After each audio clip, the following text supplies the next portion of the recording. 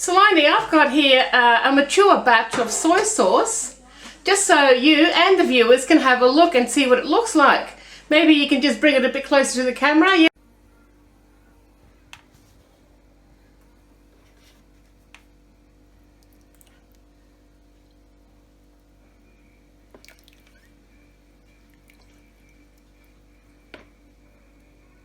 And as you can see, it's really dark in colour. Yeah. Do you know that there's some soy sauce on the market that actually take 2 days to make? Yep. Oh, that's very sad, isn't it? That's just not soy sauce. A lot of nasties inside. Oh, absolutely, yes. It's just imitation. Alright, well, let's get started. Okay, now Saloni is going to show you how to make a batch of soy sauce. There have been a few things prepared here, so basically all the hard work has been done. But what I've got here is a bowl of 7 cups of dry soybeans, and they've been soaked and cooked in a pressure cooker. They've also been dried off as much as possible because the mould doesn't like to sit on wet. It really needs to be just damp for it to thrive on. So now we're going to take the roasted wheat, and that's already prepared prior as well.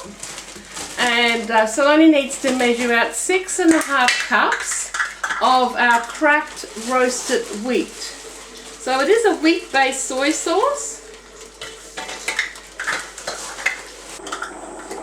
And then another half. That's lovely. So what I do is I just get whole wheat grain and crack it through the flour mill, and then I roast it in under the griller. Alright, so now these 2 ingredients need to be thoroughly mixed together. I've got a lovely big spoon for you to do that. And just mix the roasted wheat right in there with the cooked soybeans. To tell the truth, I often just use my hands, you know. It's easier just to put 2 hands through and let it all go through your fingers. But as long as it's all thoroughly mixed together before we then get ready to add our culture.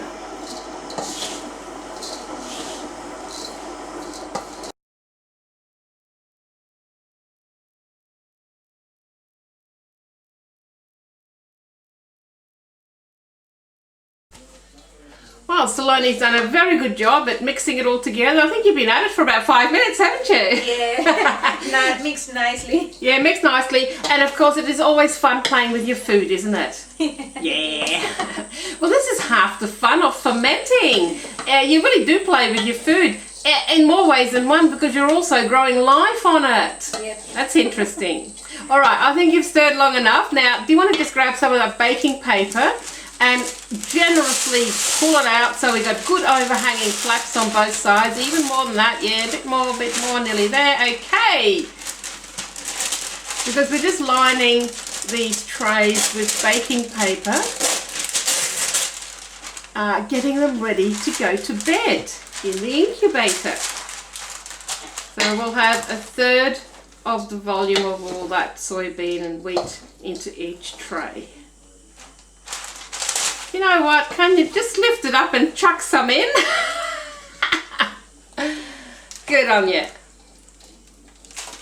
Okay. Alright, so the soybeans are now sitting in the tray with the baking paper lining it, pressing it down nice and firm, and then bringing both flaps over to cover the top of the soybeans.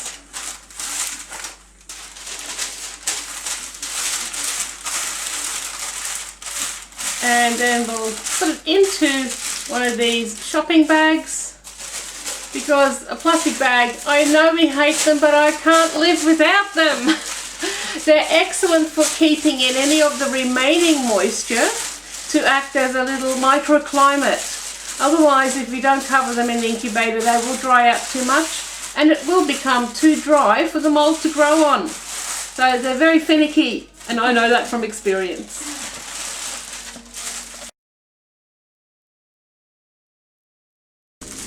Right, now Saloni has got the homemade incubator here, and it's just a styrene box found at the back of the supermarket. It's had a bit of wear and tear, I'm sorry. But inside we have what is called a lizard warming mat.